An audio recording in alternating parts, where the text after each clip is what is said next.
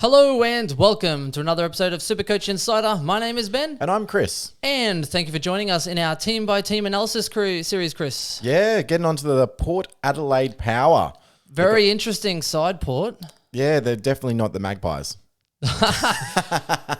Definitely not. And they have depth for days. So that'll be They do. Definitely one interesting to speak about. Everyone is interested to know who's going where, looking at some of these breakout potentials and where they fit. I have them pretty much locked for top four this season. I think only behind Geelong and potentially Brisbane.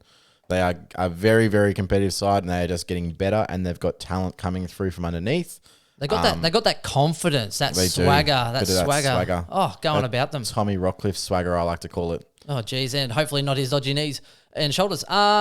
Before we move on, let's hit those socials. SC Insider 100. You can find us on Facebook, Twitter. You can also search for SC Insider 100 on Spotify, SoundCloud, Stitcher, Google Podcasts. And YouTube as well. A Just whole search range for of us. others, and YouTube. Search for us there. Supercoach Insider on YouTube. That's our channel. Yes.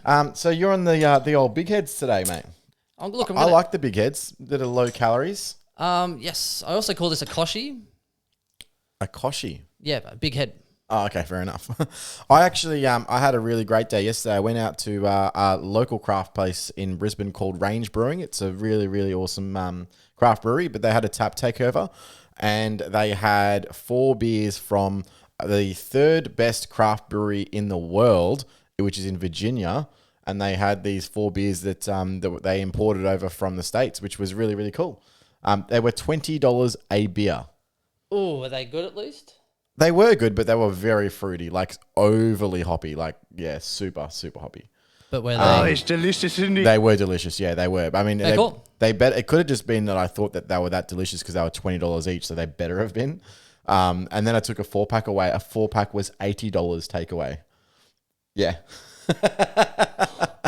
So, that's what you get for going to a tap takeover for the third best brewery in the world, apparently. So, and that is called the Vale Brewing Company, if anyone wants to look it up. Hang on. 4 beers takeaway for $80. Yep. I'm not even joking. I literally got to the counter and was handing over, when you don't want to hand over your card, but you're like, oh, I kind of have to now. I've come this far. That's fine. Card, that's why you pay. If you had to pay cash, then you wouldn't have probably paid for it. But card, That's true. easy come, easy go. All right, well, let's get into the Port Adelaide Rooks. And they obviously haven't really had too much of a list change, but we'll go through them. Firstly, they delisted a few guys that potentially could get some list time on other clubs, but they delisted Joe Atley. Wiley Buzzard was delisted, so of course he came over from Geelong. He's now delisted. Tobin Cox is delisted. Brad Ebert retired. Riley Grundy, so brother of Brody, was delisted. Jake Patmore delisted. Cam Sutcliffe was delisted. Jack Watts finally retired. And Justin Westhoff, of course, retired as well. But they did bring in Alia and Orazio Fantasia. So a couple of good ones there. They also drafted in, so the 3 that they, 4 I should say, is Lachlan Jones at pick 16. They got Ollie Lord at pick 49. And then they got 2 rookies, Tyson Goldstack, of course, former Collingwood player, and Taj Scofield, who is a father-son pick as a pick 37 in the rookie draft. So they got a couple there. We'll go through them.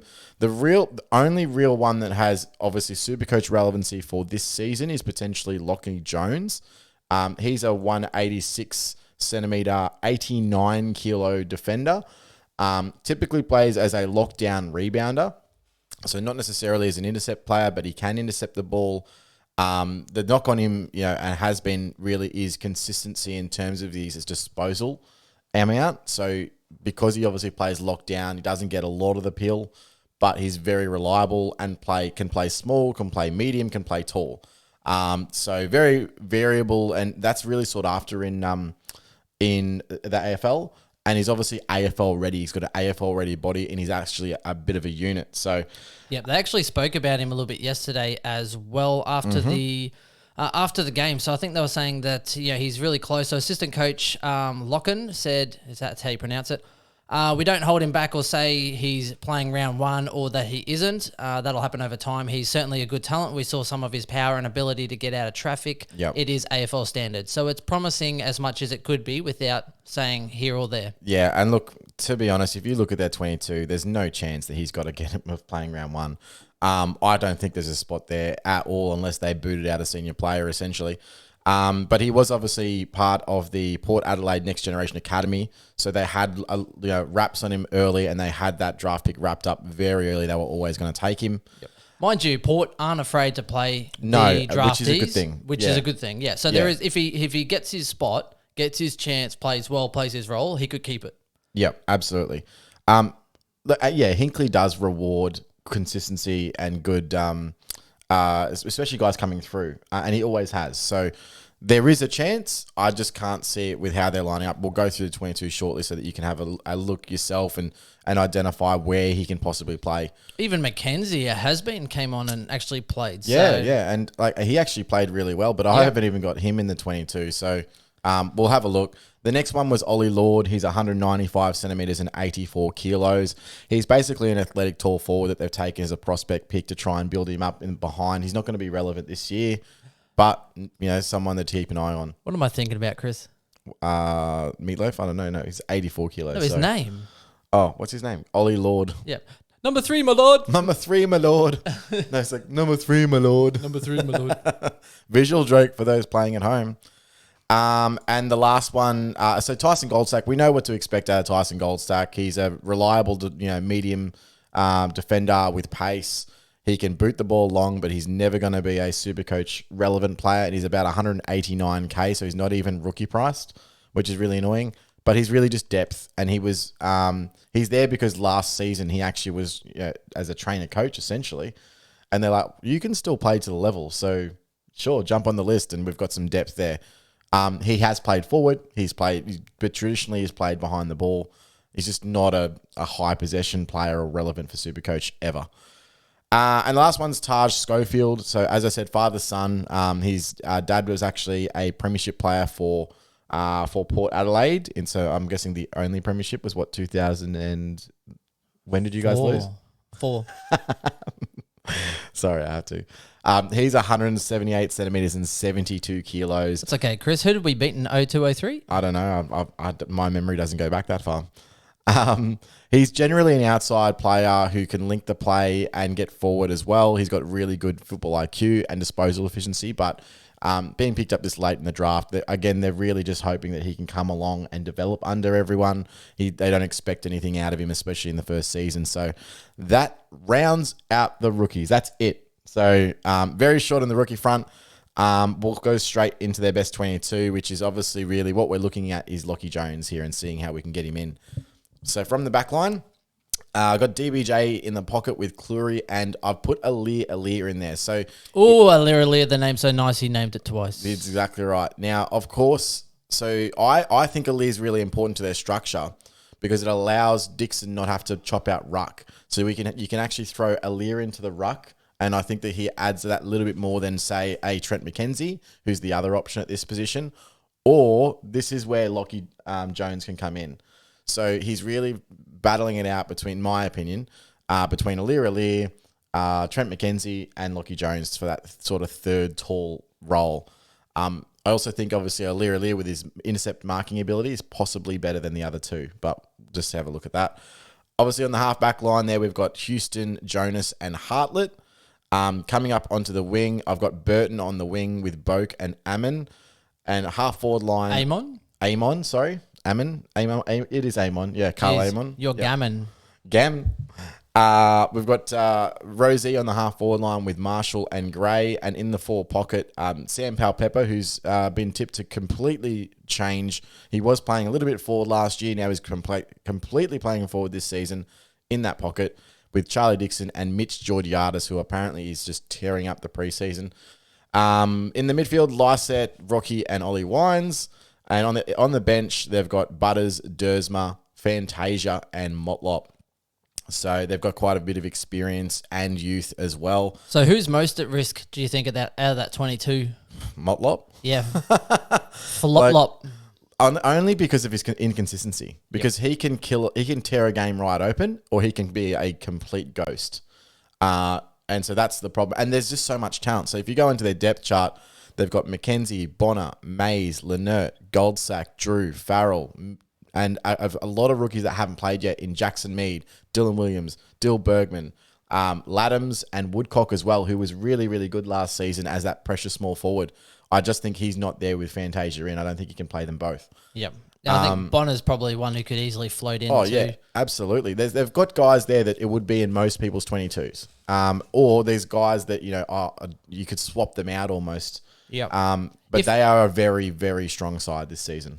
If anything, I wouldn't be surprised if people started trying to raid Port's depth a little bit and then get some trades back.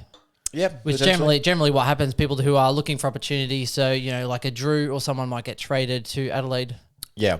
Now, the thing that I just mentioned, there is going to be some rookie relevance here because I think there's guys that do get games that didn't get games last year that are going to be Supercoach relevant, and that's primarily Jackson Mead. I think that he's the number one off the bat. He's a guy that was touted to play round 1 last year and just got an injury right before round 1 and basically didn't play the entire season. So he's 123k mid, and there's every chance that he can get a run with if a door opens for a midfielder. Depends if they meet him. That's true. Well, I mean, he could come in from Motlop. That's just, and he's really highly touted. I do think that he plays this year. I'm hoping it's round 1. He's currently on the bench in my side. But with their depth, it's more of a pipe dream than anything, right? Yep, I agree. Then you've got Dill Williams, again, another guy that was touted to play last year in that role. He's a mid-forward type. He's 123k mid-forward. Miles Bergman is another mid-forward. You think that he was sort of competing with Georgiades at that third tall forward. Haven't you heard? That the Berg is the word. The Berg is the word. Berg is the word. Berg. Yeah. Anyway. So there's 3 guys that I think are they're potentially even ahead of Lockheed Jones in terms of starting round 1. But how if they get a chance is going to be completely reliant on this preseason, and we just don't have enough information yet. But keep an eye on those 3 guys because they're cheap and they'll probably get game time this year. Nice work, Chris. You did very well considering I tried to throw you off a little bit. Yeah, because the Berg is the word. Me and my comments, I just try and come in anytime I think of something. Very, very interesting. And I do agree. I think Port are destined for great things. And no matter how much I wanted them to fail last year and get their number 1 pick, they disappointed me and impressed a lot of Port Adelaide supporters. So I think they have done very well for themselves. They did, and they do. And that obviously makes them relevant for standard and draft. My issue with, let's go start with their premiums. Travis Boak. Someone like Travis Boak, yes, obviously aging. He's a jet, and sometimes he just absolutely kills it. But for some reason, I just can't ever pick him. I wouldn't start him, particularly in standard, because he does go on runs where he just drops average. Happened when he was a forward. He went absolutely ham at the start of the year, dropped in average, and then picked back up again, and he was affordable. This year just gone, so 2020, he averaged 121 the first 5 rounds, averaged 122 the last 7 rounds, and then had a patch between round 6 and 10 where he went 70, 98, 54, 104, 67. Do you think is he getting tagged in those rounds? Is that something? Because obviously, who do you tag out of that midfield? Really, what's unique about when they have their 3 best midfielders? They're all in and under types they're all one paced in and under. So you got Rocky, Wines, and Boak. Boak's probably the only one and I don't think he has serious pace, but he's a little bit faster. I think he's more damaging than the others with the ball in hand. I agree. But they're just so big. They're huge. Like any midfield struggles to come up against them because you got, they can all win a hard ball. And they actually are really good on the spread as well. So Rocky really is awesome at just finding space after a contest. And I don't second to none for the last few years in Rocky, and that's how he's able to get so much ball. But he Gary Ablett's everything. He does. He gets out on that seagull. Let me just handball it slightly behind you. Oh yeah, back to me. But there's no real super X factor out of them, which is why they want that Butters to come through, or Rosie to come through, or Robbie Gray to come through and provide that little X factor through that midfield. So my issue is that Boak has really gone extremely well the last couple of years. But I do have some concerns, right? So, it's one of those things where before that he was kind of, 100 flat or even in the 90s as an average. And at the moment, yes, he's back into that midfield, but for how long? And I can't see it really changing much this year.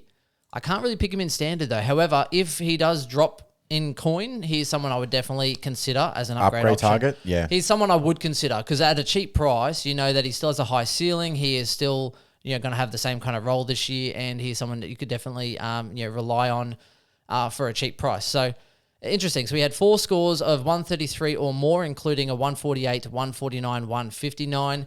Here's the benefit though. He's played 125 out of his last 127 in the last 6 years. And also 167 out of 171 the last 8 years. So he has been extremely durable. He's someone who doesn't generally miss games. He actually, and this is why his average went up this year, Chris, compared to the last year. His stats were, I think, fairly similar, considering, again, that it was a shorter format. But he dropped his frees against from an average of 1.2 a game to 0.3 per game in 2020. Wow, that's actually quite impressive. So you're looking at essentially 1 free against less. Which is a clanger. So what's that, negative 4? Yeah, and he basically went up nearly 4 points on average. Wow, I like that you actually picked that out. Yeah, well, when you look so you look at 2019, he went, it's not quite 4, but he went 107.2, and then he's gone up 2.7.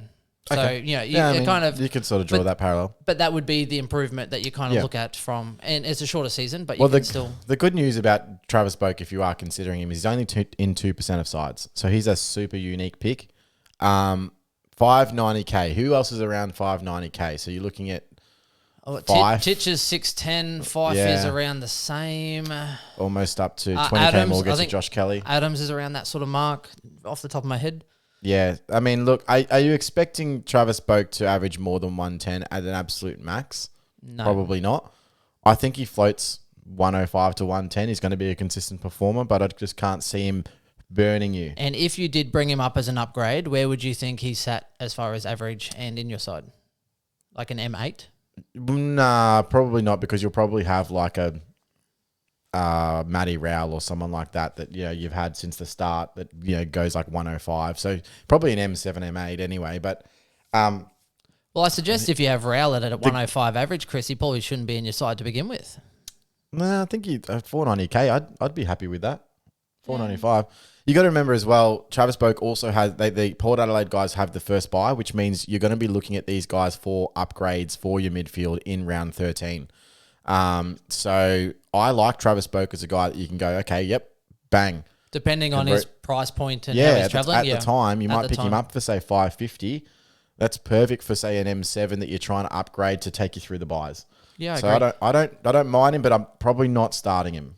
So here's my issue with the next two. So Rockcliffe and Wines, right? Rockcliffe 573K, Wines 560K, too expensive in standard. Choo.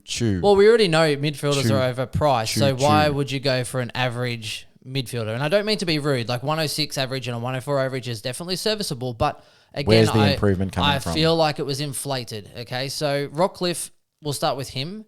Hasn't played a full season since 2012. He's played 50. Not going to happen. 50 out of the last 61 in the last 3 seasons. It's his highest return since 2016. Even in draft, I'm not even flirting with that. Oh, look, I wouldn't mind him as my last kind of range but midfielders, but at that 106, no, you're going to have him as like your M, 3? Yeah, and M2, M3, depending if you go elsewhere. I'll fade him, and then if it comes to like 102 or 101 or whatever, might pick up that extra. But the benefit is he does have a high ceiling when he wants to go well. He did average 128 the last 5 rounds, and that's kind of what you get from him. Yeah, absolutely. And I mean, the thing is, they are going to win a lot of games. There's going to be more Supercoach pie for them to grab. So he's going to average okay. He's going to go all right. But the amount is the games played and the injuries and everything else. Yep. So not for me. Ollie Wines on the next one. Hinkley said that the bull is fit and ready to be unleashed. Mm-hmm. Played 27 out of the last 39 in the last 2 seasons. His highest return ever, 104.3. I cannot justify, even if they talk so much smack about how great he is and he's finally ready. We still can't kick. He's gone on runs before, averaging 120, and you're like, wow, Wines looks great. Next minute, shit. Yeah. So draft, though, I would be interested, except for the fact I still believe he is inflated. A 104.3 average. I'd like to pick him up at 100 flat because there's a little meat on the bone for a bit of risk either way. 104.3, he needs to go 105 easily or more in order to be worth it, unless he slides. I'd take Ollie before I took Tom. Me too. So there's that, but because he has potential. Ollie Wines bulked up, could pull a little mini Cripps if he's consistent. He definitely got the potential if he has everything go well for him to have that 110 average. And it might only be for 10 games, but again, this is someone that you won't start. You might pick him up at the buys. Completely fine with that. He's a guy that's not going to really completely shit the bed, right? Not really. Unless he gets injured. But at 560K, even if he starts off really well, he's not going to cost you that much more at the buy. And yeah, he could actually be someone you bring in at that point. But at least you get to watch, 10 or more games before you make that decision. Absolutely. Wines did have 800s, including a 133, 143, 189. So he does have a high ceiling. Always has been able to pull some really good games together. Absolutely. Next one, Lysette, 520K. Sorry, well, yeah, we'll go with Lysette. Huge ceiling, but his lower games are just terrible. Yes, not his year though. So he had 13 games, so he missed 4 this one. He's played. And I was big on Lysette last year too. Yeah, I've got him in keeper, which kind of sucks. So, I mean, he's played 31 out of the last 39 games in the last 2 seasons. He averaged 108 the first 4 rounds. He had 500s this year, 128, 128, and a 156 in amongst that.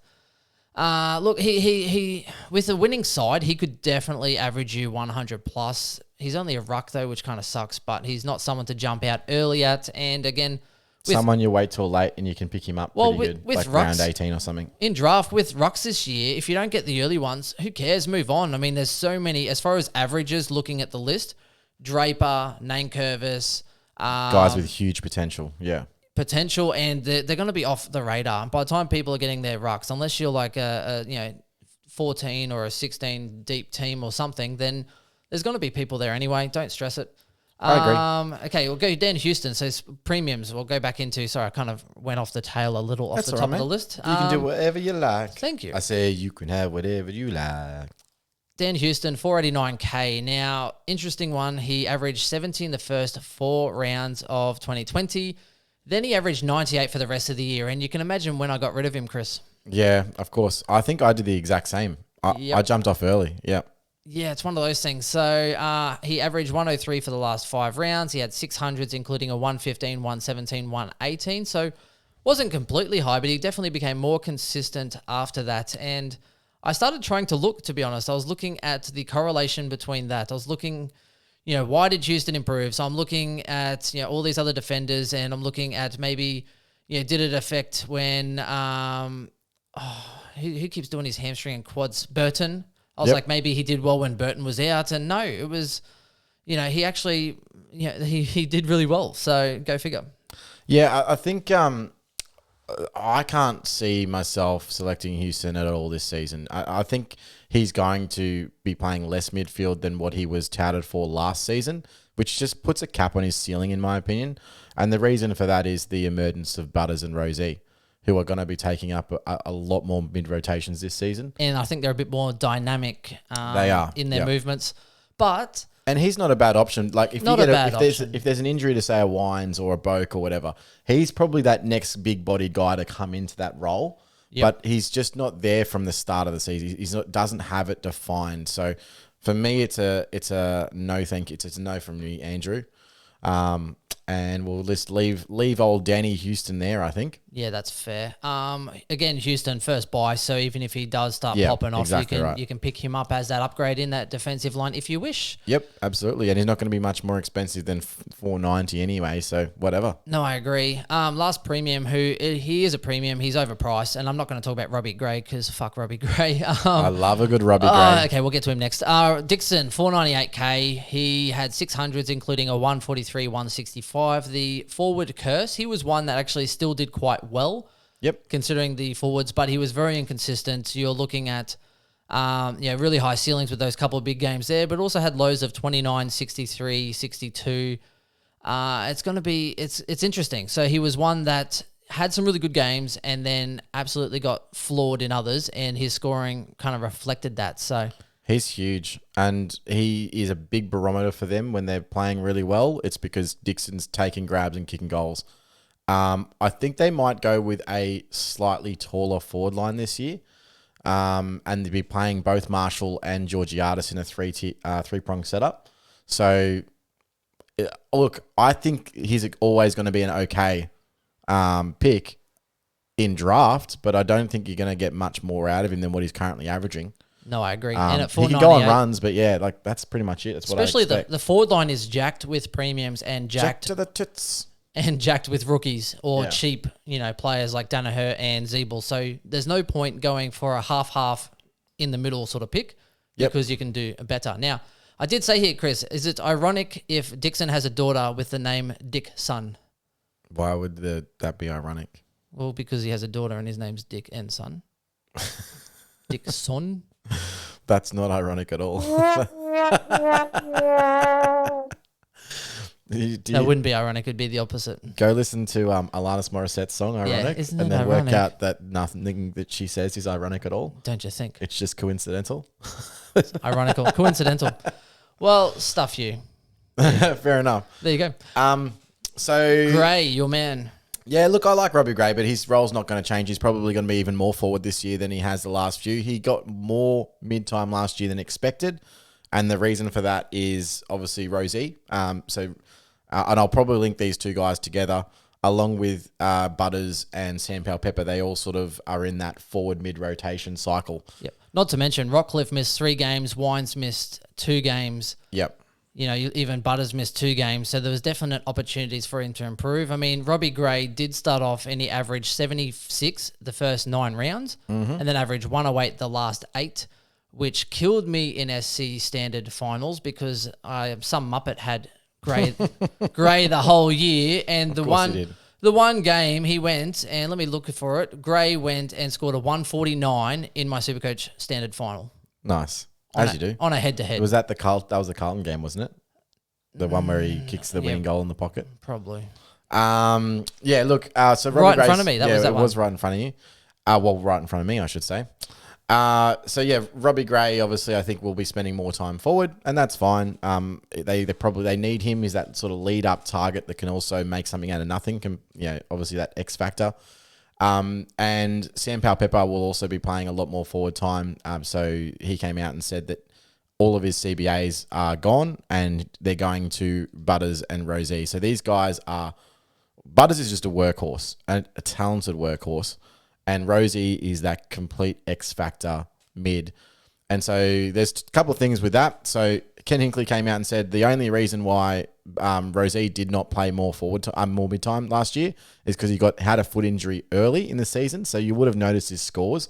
He went 140, then 130 or something in the first 2 rounds and dropped off a cliff. He actually injured his foot and then was managed for the rest of the season. So obviously he's going to be getting more mid time. And Sam Powell-Pepper said that obviously with that going towards Rosie. Now, the thing is, I did see in the intra-club, they had a match practice or match sim yesterday. It was the A's versus the B's, and the A's obviously beat the B's convincingly. So, yeah, Rosie kicked 6 goals. Yeah. So that sort of scares me a little bit because obviously he would have been playing majority forward, but there's... I think it was still split, but he was damaging going forward. Well, you got to think like in an intra-club, he's probably still going to play forward in that intra-club. He's not going to be playing really... There's a lot of mids. There's not many forwards. So I would assume that he probably would still play a lot forward in those intras. But I do want to see a little bit more moving towards round 1 of him playing more midfield time. So whether that's in the intra-clubs that are coming up or the actual... it's called the Amy series. Yeah, I keep saying JLT because... I need to be seeing that. Right now, I think Butters is probably going to average more. But he's also 100K more expensive. So... Yeah, I mean, Butters got pretty close, 87.7. He's just so good. I love Butters. Yeah, it's interesting, but he was inconsistent. He's played, 34 over 39 in the last 2 years. He averaged 95 the last 7 rounds. He had great highs, 119. He had that twice, 124, 125. But he also had some stinkers of a 38, 39, 53, and a 65. So... Yeah, sometimes he just gets stuck in a pocket. jeez. It's really So I'm hoping that they spend a lot less time forward, but they'll still get there. I mean, look, it's forwards time's not necessarily a bad thing, because at least you're on the field to be able to get a score, and you can kick a goal and it really boosts your score. But they've got to be effective forwards.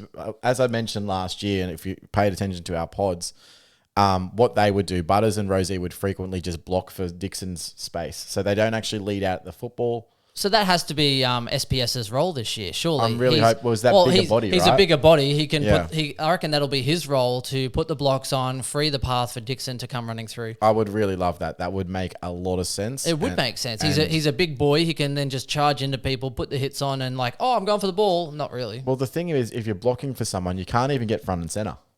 So, you can't crumb the ball. You're out of position. Yep. You've got to try and work for every single possession you get. The only ball you get is if it comes off fingers and happens to leapfrog a couple of people and just comes to you, coincidentally. Not ironically. Ironically.